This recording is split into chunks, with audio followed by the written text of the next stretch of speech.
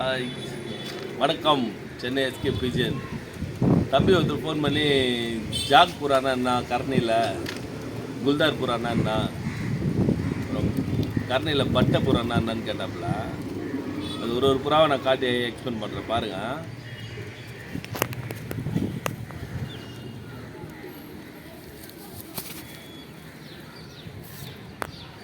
Jack புறானா full பிளாக்காக இருக்கும், அதுதான் ஜாக்கு. இது இந்த ப்ரௌன் வருது இல்லை ஷேடு, இது வந்ததுன்னா குல்தார் புறா, அவ்வளோதான், வேறு ஒன்றும் இல்லை. இது வந்து பிக்னர்ஸுக்கு தான் சொல்கிறேன் நான், சரிங்களா? பாருங்கள்.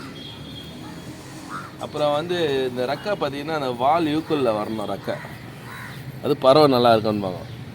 அதேமாதிரி ஐஷைனு இந்த நோஸ்லாம் இருக்குது பார்த்தீங்களா, நோஸ் வந்து ரொம்ப ஷார்ட்டாக இருக்கணும். ஷார்ட்டாக இருந்ததுன்னா நல்லாயிருக்கும். ஐஷைன் வந்து இந்த கண் வந்து எந்த அளவுக்கு சுருக்குதோ அந்த அளவுக்கு புறா வந்து நல்லா மேல் கை ஏறி பறக்கும். கர்ணப்புறா பிடிச்சோம்னா லைட் வெயிட்டாக இருக்கணும் புறா. அடுத்து நான் டார்க்கு ஜாக்கில் காட்டுறேன், அதையும் பாருங்கள்.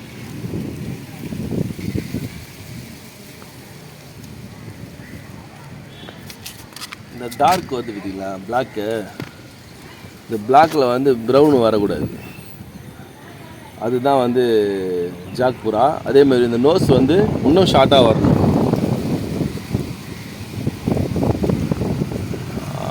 நல்லாயிருக்கும் புறா பறக்கிறது. இதுதான் ஜாக் புறா. பட்டையில் காட்டுறேன் பாருங்கள். இந்த ஷேக் ஆகுது, காட்டுறேன். இதுதான் ஷேக் ஆகுது.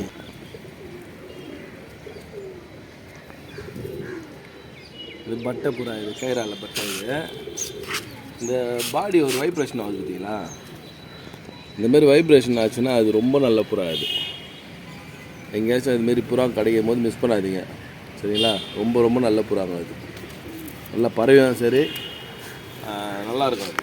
அது இது ஐஸ்வர்யா, இதுதான் பட்டை, வேறு ஒன்றும் இல்லை.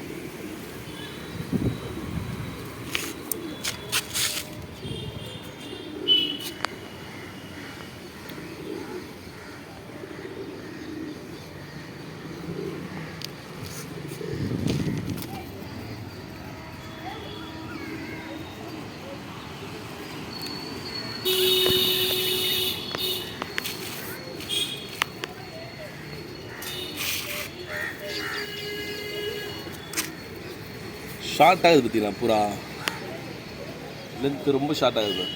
இதுமாதிரி ஷார்ட்டில் மூக்கு வந்து இந்தமாரி மூக்கில் ஐஸு இதெல்லாம் ரொம்ப நல்ல புறா. பழைய லைன் ஜாக் சப்ஜாவில் ஃபீமேல் கர்ணப்புறா.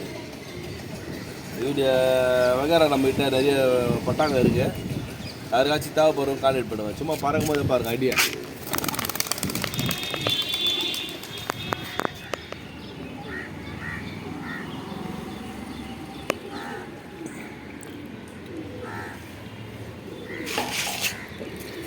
இப்போ சப்ஜாவில் ஒரு ஃபீமேல் காட்டினால அதோடைய மெயில் இது.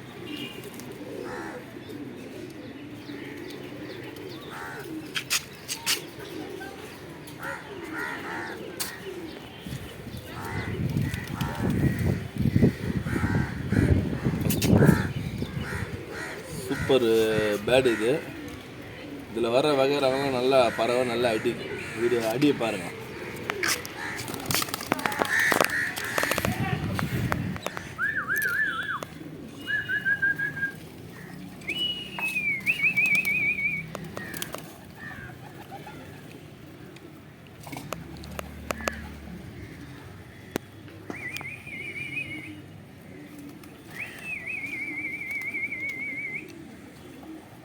நம்மளால காணணும்.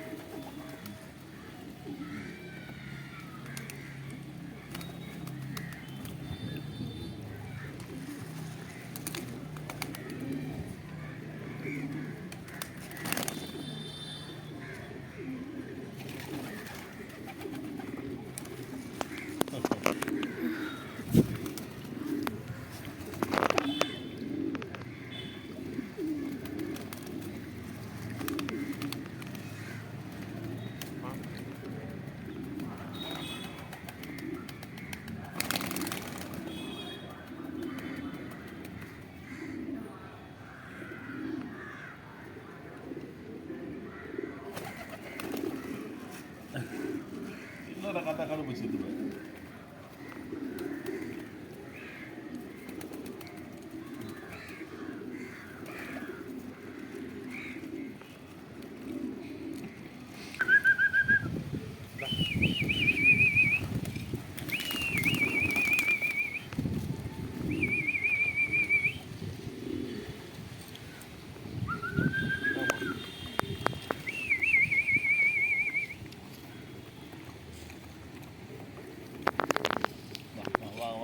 மேலே மேலே மேலே வா.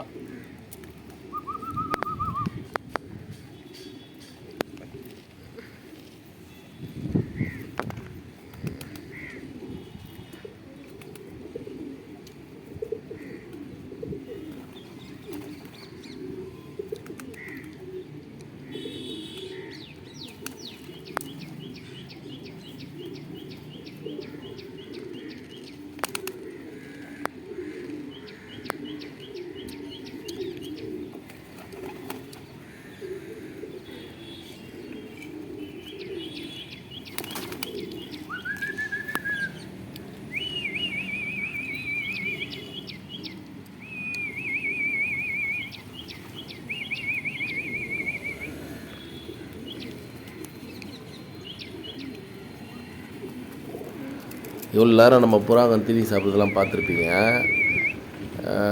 இது நம்ம கிட்ட சடனாக வரமான்னு பார்த்தா வராது. கொஞ்சம் கொஞ்சமாக பழகப்படுத்த வேண்டியது தான். ஒற்றைக்கல்ல வேர்க்கடலை இதெல்லாம் கொடுத்தீங்கன்னா கொஞ்சம் கொஞ்சமாக கிட்ட வருவாங்க. இதில் முக்கியமாக கவனிக்க வேண்டியது என்னென்னா, நம்ம கிட்ட வந்து சாப்பிட்ற நேரத்துக்கு டக்குன்னு புறாவை பிடிக்கக்கூடாது. ஒரு புறாவை பிடிச்சோம்னா எல்லாம் புறாவை பயப்பட ஆரம்பிச்சிடும். திரும்ப நம்ம கிட்ட வர்றதுக்கு கொஞ்சம் யோசிக்க ஆரம்பிக்காங்க. அதனால் வந்து புறாவை பிடிக்கணுன்றதை மட்டும் நினைக்காதீங்க. எந்த புறாவும் கையில் சடனாக பிடிச்சி நீங்கள் பார்க்காதீங்க. ஏன்னா புறாங்களை பிடிக்க கொஞ்சம் வீக் ஆகும் புறா. நான் வீடியோ போகிறதுக்காக தான் உங்களுக்கு பிடிச்சி காட்டுறேன், சரிங்களா? அதனால் வந்து புறாங்களை பிடிக்காதீங்க. இதெல்லாம் வந்து பிகினர்ஸ்க்கு தான் சொல்கிறேன் நான், சரிங்களா? அதனால் வேறு எதுவும் நினச்சிக்காதீங்க. அதுக்கப்புறம் பாருங்கள். வீடியோ பிடிச்சா லைக் பண்ணுங்கள், சப்ஸ்கிரைப் பண்ணுங்கள், கமெண்ட் பண்ணுங்கள். இதில் வர்ற பட்டாங்க எதனா உங்களுக்கு தேவைன்னு சொன்னீங்கன்னா என்னை கான்டாக்ட் பண்ணுங்கள், நான் கொடுக்குறேன். எடுத்துகிட்டு போய் நீங்கள் ஓட்டி பாருங்கள். பெரிய புறாவை எடுத்துகிட்டு போனால் ஓட்ட முடியாது. அதுக்கு தான் பட்டா எடுத்துகிட்டு போனால் ஓட்டலாம், சரிங்களா? தேவைப்படுறவங்க கான்டாக்ட் பண்ணுங்கள். தண்ணி கம்பல்சரி காலையில் ஈவினிங் வந்து நல்லா சுத்தமாக கழுவி வைங்க. சம்மர் டைம் இருக்கிறதுனால 2 டைம்ஸ் குளிக்க வைங்க கண்டிப்பாக. அப்போ தான் புறா கொஞ்சம் நல்லா ஃபிசிக்கலாக வந்து நல்லா ஹெல்த்தாக இருப்பாங்க. பத்திரமா பார்த்துங்க புறாங்களை. ஆசைக்கு வளர்த்துட்டு அதுங்களை கவனிக்காமல் விட்றாதீங்க, சரிங்களா? எந்த வேலையாக இருந்தாலும் காலையில் ஈவினிங் கம்பல்சரி அவங்கள வந்து கொஞ்சம் நல்லா கேர் எடுத்து பார்த்துக்குங்க. எந்த அளவுக்கு நம்ம பார்த்துக்கிறோமோ அந்த அளவுக்கு அவங்களும் நம்ம கூட சந்தோஷமாக இருப்பாங்க, சரிங்களா? பார்த்துங்க. மேலே ஃப்ளை ஆகிட்டுருக்காங்க பாருங்கள். கீழே ஒற்றைக்கல்ல வேர்க்கடலை எடுத்துகிட்டு வந்தாலே எல்லாம் இறங்கிடுவாங்க. டக்குன்னு இறங்கிக்கிட்ட வந்துடுவாங்க.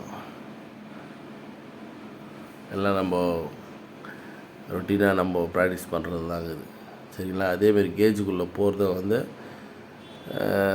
நம்ம தான் பார்த்துக்கணும். கீழே நம்ம தீனிங்களை நம்ம வெளியில் போட ஆரம்பிச்சிட்டோம்னா கேஜுக்குள்ளே போக மாட்டாங்க.